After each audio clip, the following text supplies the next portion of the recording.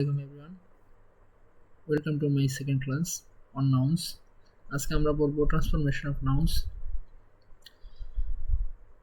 আচ্ছা, প্রথমে যদি আমরা শুরু করি যে প্রপার নাউন, ম্যাটেরিয়াল নাউন এবং অ্যাবস্ট্রাক্ট নাউন, এই নাউনগুলোকে মূলত দুটি উপায়ে আমরা কমন নাউনে রূপান্তর করতে পারি। প্রথমত হচ্ছে যে এগুলোর পূর্বে যদি আমরা আর্টিকেল ইউজ করি সেক্ষেত্রে এগুলো কমন নাউন হয়ে যাবে, এবং সেকেন্ড একটি উপায় হচ্ছে যে এগুলোকে যদি আমরা প্লুরাল বা বহুবচনে রূপান্তর করি সেক্ষেত্রে এগুলো কমন নাউন হয়ে যাবে।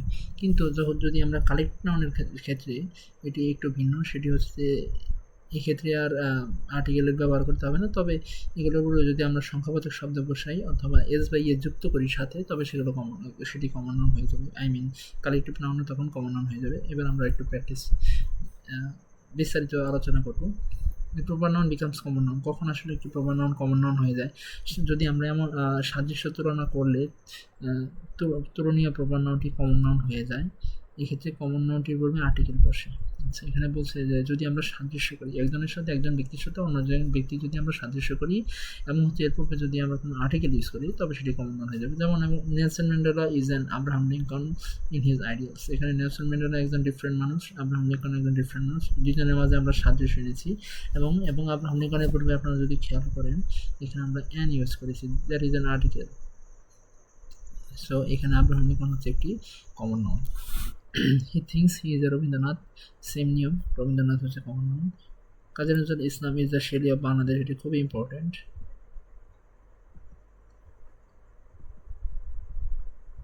আচ্ছা, Nazrul is the Byron of Bangladesh, দা রয়েছে বাইরন, অবশ্যই এটি একটি কমন নাউন হবে। অ্যাবস্ট্রাক্ট নাউনের পূর্বে যদি আমরা অ্যাবস্ট্রাক্ট নাউন কখন আসলে কমন নাউন হবে?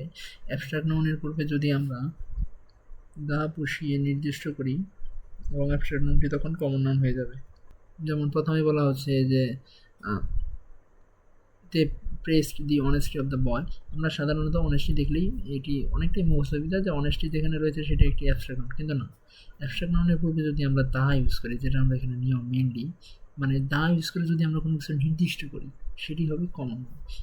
এখানে যদি বলা হয় যে they praised the honesty of the boy, সেখানে একটা বালকের পার্টিকুলার একটি গুণ, সেটি হচ্ছে অনেস্টি, সেটাকে নির্দিষ্ট করা হয়েছে দা ইউজ করার মাধ্যমে। তার মানে এখানে অনেস্টি হবে একটি কমন নাউন। যদিও এটি নর্মালি যদি দা না থাকতো তবে সেটি অনেস্টি সাধারণত অ্যাবস্ট্রাক্ট নাউন হয়। দি চ্যারিটি অফ হাতিম তাই ইজ নোন টু অল। চ্যারিটিকে দা দ্বারা বিশেষায়িত করা হয়েছে। এই চ্যারিটি গুণটিকে দা দ্বারা বিশেষায়িত করা হয়েছে বা নির্দিষ্ট করা হয়েছে, সেই জন্য আমরা এটিকে বলবো কমন নাউন। দে প্রেজ দি অনেস্টি, অবশ্যই কমন নাউন, দা অনেস্টি দা রয়েছে। আচ্ছা, সেকেন্ড নিয়মে আসি। যখন অ্যাবস্ট্রাক্ট নাউন দ্বারা কোনো গুণ না বুঝিয়ে ওই গুণ সম্পন্ন ব্যক্তিকে বোঝানো হবে তখন সেটি কমন নাউন হয়ে যাবে। যেমন যদি আমরা এখানে পড়ি যে শি ইজ এ বিউটি, এখানে বিউটি দ্বারা এখানে অ্যাবস্ট্রাক্ট নাউন বা সৌন্দর্য এরকম কোনো কিছু বোঝানো হচ্ছে না। শি ইজ এ বিউটি, এখানে এই বিউটি দ্বারা একজন সুন্দরী নারীকে বোঝানো হচ্ছে। সো এইখানে বিউটি হবে একটি common noun. He is A justice of the high court. Justice বলতে এখানে এই এ ইউজ করার মাধ্যমে এই জাস্টিস বলতে এখানে জাজকে বোঝানো হচ্ছে বা বিচারককে বোঝানো হচ্ছে, সো এটি কমন নাউন হবে। আচ্ছা, material noun becomes common noun. কখন আসলে ম্যাটেরিয়াল নাউনগুলো কমন নাউন হয়? ম্যাটেরিয়াল নাউনের পূর্বে আমরা ইতিপূর্বে পড়েছি যে ম্যাটেরিয়াল নাউনের পূর্বে যদি আমরা দা বসাই এবং সেটিকে যদি আমরা নির্দিষ্ট করি, একই নিয়ম, সেই ক্ষেত্রে হচ্ছে যে এটিও কমন নাউন হয়ে যাবে। ওয়াটার সাধারণত ম্যাটেরিয়াল নাউন, কিন্তু এর পূর্বে আমরা দা ইউজ করেছি এবং হচ্ছে যে আমরা দা ওয়াটার অফ গঙ্গা, মানে গঙ্গার পানিকেই আমরা নির্দিষ্ট করেছি, সেক্ষেত্রে এটি একটি common noun. The gold of south Africa, আমরা সাউথ আফ্রিকার গোল্ডকেই আমরা নির্দিষ্ট করেছি, সেই কারণে এটি যদিও ম্যাটেরিয়াল নাউন ছিল গোল্ড, কিন্তু দা ইউজ করার কারণে, নির্দিষ্ট করার কারণে এটি কমন নাউন হয়ে যাবে। আচ্ছা, যখন ম্যাটেরিয়াল নাউন কোনো উপাদান না বুঝে উপাদানে তৈরি জিনিসকে বোঝাবে, এটা একটা ইন্টারেস্টিং নিয়ম, যে যদি ম্যাটেরিয়াল নাউন দ্বারা কোনো উপাদান না বুঝিয়ে এই উপাদান ওই ম্যাটেরিয়াল দ্বারা তৈরি কোনো বস্তুকে উল্লেখ করবে বা নির্দিষ্ট করবে, সেটি হচ্ছে একটি কমন নাউন। যেমন drive the nail into the table. এখানে এই নেইল হচ্ছে পেরেক, যা গণনাযোগ্য এবং এটি একটি কমন নাউন। আচ্ছা, ড্রাইভ ইনটু দ্য টেবিল, এটা কমন নাউন হবে, এটা গুরুত্বপূর্ণ নিয়ম। দ্য রাইস অফ দিনাজপুর, দিনাজপুরের চালটাকেই বোঝানো হচ্ছে, দিনাজপুরের চালটাকেই নির্দিষ্ট করা হচ্ছে, সো এটি হবে একটি কমন নাউন। আচ্ছা, collective noun becomes common noun. Collective noun কখন আসলে কমন নাউন হয়? কালেকটিভ নাউনের পূর্বে যদি আমরা সংখ্যাবাচক শব্দ বসাই অথবা এর সাথে আমরা এস বাই এ যুক্ত করে এটাকে আমরা প্লুরাল বানাই, সেক্ষেত্রে এটি একটি কমন নাউন হয়ে যাবে। যেমন the armies of the allies came in time, এখানে আর্মি হচ্ছে কালেকটিভ নাউন, আর্মির সমষ্টি বা একাধিক সোলজারের সমষ্টি হচ্ছে আর্মি। সো আর্মি নিজে একটি কালেকটিভ নাউন থাকলেও এটির সাথে আমরা এস বাই এ যুক্ত করেছি এবং এরপর এবার দা ইউজ করেছি। সো উভয় নিয়মের মাধ্যমে আমরা এটিকে বলতে পারি এটি একটি কমন নাউন। টিমস একা একা কোনো টিম হতে পারে না। সো টিম হচ্ছে আমরা জানি একটি কালেকটিভ নাউন, তবে এর পূর্বে আমরা একই সাথে যেমন সংখ্যা ইউজ করেছি, আবার পরবর্তীতে আমরা সাথে এসও যুক্ত করেছি বা মানে এটি আমরা প্লুরাল করেছি। সো এটি বোঝাই যাচ্ছে এটি একটি হবে common noun. Our class consist of 20 public, এটি অবশ্যই কমন নাউন হবে। 10 ক্লাসেস কমন নাউন। এই ছোটো ছোটো বিষয়গুলো খেয়াল রাখতে হবে পরীক্ষার হলে। Common noun becomes proper noun, আসলে কখন কমন নাউনগুলো প্রপার নাউন হয়ে যায় আমরা সবাই জানি, এবং আমিও প্রথম ক্লাসে বলেছিলাম যে যদি বাক্যের মাঝে কোনো শব্দের প্রথম অক্ষর ক্যাপিটাল লেটার দিয়ে শুরু হয়, তবে সেটি নিশ্চিতভাবেই সেটি আসলে জেনারেলি সেটিকে কমন নাউন বলা যায়, প্রপার নাউন বলা যায়। সো এখানে তাই বলেছে যে কমন নাউনটি দ্বারা একটি নির্দিষ্ট কোনো নাম বোঝালে এবং তা ক্যাপিটাল লেটার দ্বারা শুরু হলে তা প্রপার নাউন হয়ে যায়। যেমন আওয়ার ফাদার হচ্ছে একটি কমন নাউন, আমরা জানি, কিন্তু এখানে ফাদার দ্বারা বলতো একটি নির্দিষ্টভাবে গডকে বোঝানো হচ্ছে এবং এই ফাদার এফ বড় হাতের করা হয়েছে। সো এটি সবই proper noun. Common noun becomes abstract noun, কখন আসলে কমন নাউন অ্যাবস্ট্রাক্ট নাউন রূপান্তর হয়ে যায়? যেমন কমন নাউনটি দ্বারা অভ্যন্তরীণ গুণ বোঝালে তা অ্যাবস্ট্রাক্ট নাউন হয়ে যায়। মানে যদি এমন হয় যে কোনো কমন নাউন দ্বারা একটা মানুষের বা কোনো কিছুর অভ্যন্তরীণ গুণকে বোঝানো হচ্ছে, এবং এখানে আরেকটি বিষয় খেয়াল হচ্ছে যে এক্ষেত্রে কমন নাউনটির পূর্বে দা এবং পরে ইন থাকে। সো কোনো শব্দের পূর্বে যদি দা এবং এর পরবর্তীতে যদি ইন থাকে এবং বা দা এবং ইনের মাঝে যদি কোনো শব্দ থাকে, তবে সেক্ষেত্রে সেটি অ্যাবস্ট্রাক্ট নাউন হবে, সহজে যদি বলতে চাই। যেমন গুরুত্বপূর্ণ একটা উদাহরণ, চেক দ্য বিস্ট উইন্ডো, এটা বারবার আসে। এখানে বিস্ট দ্বারা কোনো পশুকে বোঝানো হচ্ছে না, এটাকে বিস্ট দ্বারা এখানে বলা হচ্ছে পশুত্ব। The mother in her arose at the sight of the poor boy, এখানে যদি আমরা দেখি যে এখানে মাদার দ্বারা মাকে বোঝানো হচ্ছে না, মাদার দ্বারা এখানে বোঝাচ্ছে মাতৃত্ব, ফাদার দ্বারা বোঝানো হচ্ছে পিতৃত্ব। সো দা এবং ইনের মাঝে যেটা থাকবে, যে শব্দটা থাকবে, সেটি অবশ্যই অ্যাবস্ট্রাক্ট নাউন হবে। Abstract noun becomes proper noun, আসলে অ্যাবস্ট্রাক্ট নাউন আবার কখন প্রপার নাউন হয়? যেমন অ্যাবস্ট্রাক্ট নাউনটি যদি ব্যক্তি বিশিষ্ট আরোপ করা হয় বা ব্যক্তি বিশিষ্ট যদি আমরা আরোপ করতে পারি এবং যদি ক্যাপিটাল লেটারে থাকে, তবে সেটি অবশ্যই প্রপার নাউন। যেমন যদি আমরা পড়ি যে he is not the favourite child of Fortune, এখানে অ্যাবস্ট্রাক্ট নাউনের এইখানে এফ ক্যাপিটাল লেটার রয়েছে, সো এটি একটি প্রপার নাউন হবে। হি is a child of Fortune, F capital letter রয়েছে,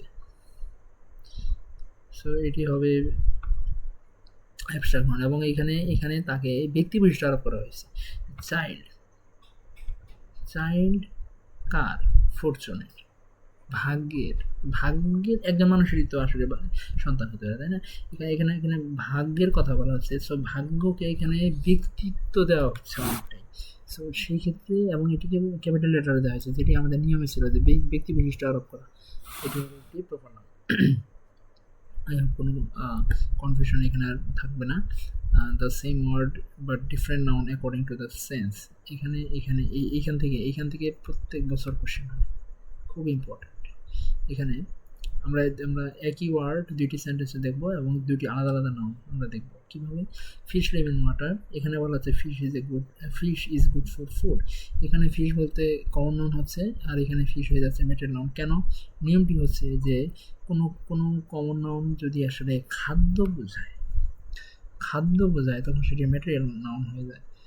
সেক্ষেত্রে এখানে ফিশ যখন এখানে ছিল ফিশ লিভ ইন ওয়াটার, পানির একটি জীবন্ত প্রজাতি যেটি হচ্ছে মাছ, সেটিকে বোঝানো হচ্ছে। কিন্তু যদি আমরা এই সেন্টেন্সে আসি, প্রথম সেন্টেন্সে সেটি কমন নাউন হবে, কিন্তু যদি আমরা সেকেন্ড সেন্টেন্সে আসি, এখানে বলা হচ্ছে fish is good for food, এখানে ফিশ দ্বারা মাছ দ্বারা আসলে খাবারকে বোঝানো হচ্ছে, খাবারকে বোঝানো হচ্ছে। সো এটি হয়ে যাবে ম্যাটেরিয়াল নাউন। এই নিয়মটি খুবই গুরুত্বপূর্ণ, খুব গুরুত্বপূর্ণ। খাদ্য বোঝালে নাউন ম্যাটেরিয়াল নাউন হয়ে যায়। আচ্ছা, আমরা একটু প্র্যাকটিসে আসি। A noun referring two things that our 5 senses can not detect. 5 senses can not detect মানে হচ্ছে এটি অবশ্যই অ্যাবস্ট্রাক্ট নাউন। পঞ্চ ইন্দ্রিয় যেটিকে ডিটেক্ট করতে পারবে না সেটি অ্যাবস্ট্রাক্ট নাউন, নয়তো কনক্রিট নাউন হয়ে যেত। আচ্ছা, বলা হচ্ছে যে which of the following is close to archipelago in meaning. Archipelago শব্দের অর্থ হচ্ছে দ্বীপপুঞ্জ, সো এটি হবে a group of islands. What kind of noun is committee? Committee একা একা কোনো কমিটি হতে পারে না, ব্যক্তির সমষ্টির দ্বারা কমিটি তৈরি হয়, এটি হবে কালেকটিভ নাউন। আচ্ছা, কোনটি অ্যাবস্ট্রাক্ট নাউন? অবশ্যই যদি তো হচ্ছে collective noun, man common noun, so এটা হবে হাইট হচ্ছে অ্যাবস্ট্রাক্ট নাউন। আচ্ছা, নিজের কোনটি অ্যাবস্ট্রাক্ট নাউনের উদাহরণ? অ্যাবস্ট্রাক্ট নাউনের উদাহরণ হচ্ছে childhood. would you like to have a cup of tea?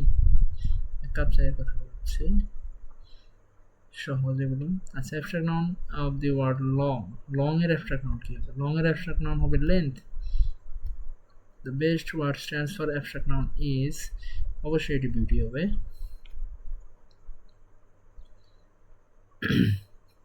সৌন্দর্য, এখানে বিউটি অর্থ সৌন্দর্য বোঝানো হচ্ছে। Iron is a useful metal, যখন বলা হচ্ছে ইউজফুল মেটাল অবশ্যই এটা ম্যাটেরিয়াল নাউন। অ্যাবস্ট্রাক্ট নাউন নয়, এয়ারও নয়, ওয়াটারও নয়। আলি স এ ফ্লক অফ শিপ, এখানে ফ্লক শব্দটি কালেকটিভ নাউন, এগুলো আমরা পড়েছি।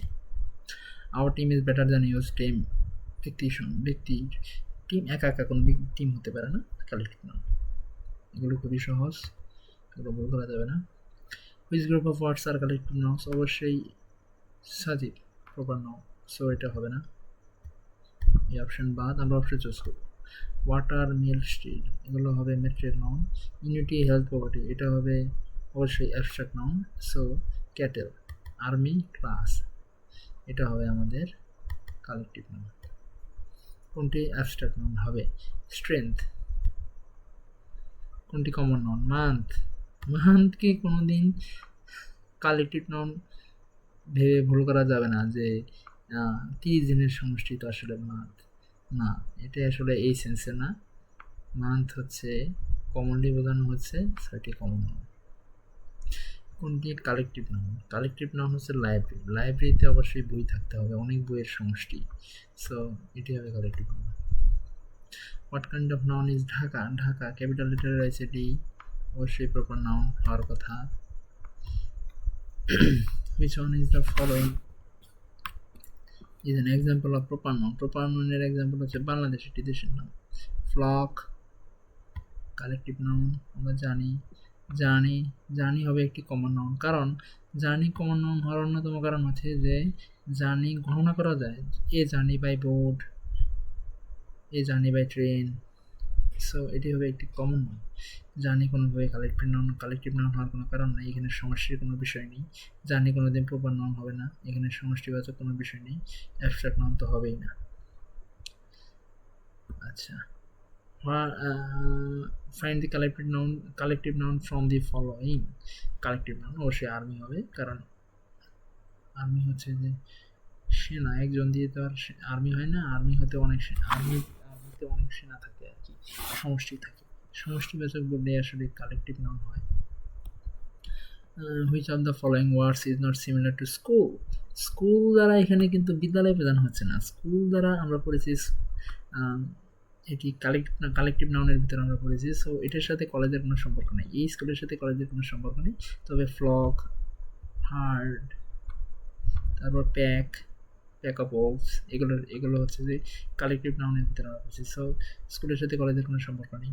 এখানে স্কুল অফ ফিশ হতে পারে, সেটি হচ্ছে একটি কালেকটিভ নাউন। আচ্ছা, অ্যানালজিক্যাল পাওয়ার ইউজ করতে হবে এগুলো কোশ্চেন সলভ করার ক্ষেত্রে। Which one of the following is a common noun? এখানে কোনটি আসলে কমন নাউন হবে? হিউমিলিটি, এটি কোনোভাবে কমন নাউন হবে না।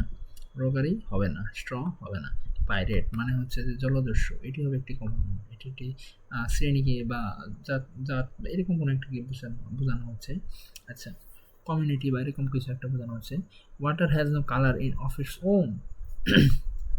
Diamond is a precious metal, এগুলো মেটেরিয়াল বোঝাচ্ছে, কি বলবো, উপাদান বোঝাচ্ছে, সো এটা material noun. What kind of noun is infant? Infant মানে হচ্ছে শিশু, শিশুরা হচ্ছে কমন নাউন, শিশু হচ্ছে কমন নাউন। আচ্ছা, এটি খুব important. The word hatred, hatred হবে একটি অ্যাবস্ট্রাক্ট নাউন, কারণ এটি পঞ্চ ইন্দ্রিয় দ্বারা অনুভব করা যায় না। লাভ, কারেজ, চাইল্ডহুড এগুলো সব হবে অ্যাবস্ট্রাক্ট নাউন, এগুলো আমরা জানি। Which noun below is a collective noun হবে ফ্যামিলি, একা একা ফ্যামিলি হতে পারে না, সমষ্টি লাগে ফ্যামিলির সদস্যদের। অ্যান ইনর্মাস সার্ম অফ লোকাস্ট, এটা হবে শ্রম, এটি একটি কালেকটিভ নাউনের চার থেকে এসেছে। সো ওই যে চারটি, ওই চারটি খুব ভালোভাবে আত্মস্থ করতে হবে। এ ওয়েট অফ ব্যাংক নোটস, এটা হবে টাকার গাঁট বোঝানো হচ্ছে।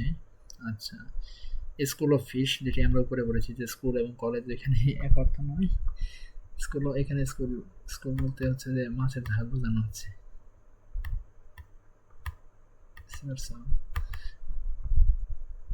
ওকে, which of the following is an abstract noun? এটা হবে honesty.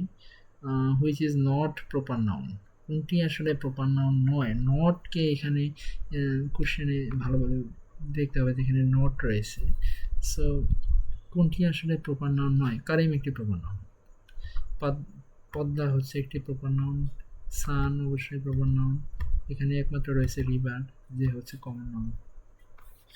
Paper, water, iron, gold, milk এগুলো অবশ্যই material noun. What kind of noun the following words belongs to love, affection এগুলো আমরা জানি, এটা হবে অ্যাবস্ট্রাক্ট নাউন। তো আজকের ক্লাসে এই পর্যন্তই, আগামী ক্লাসে আমরা পড়বো কাউন্টেবল এবং uncountable noun. Don't forget to like and subscribe.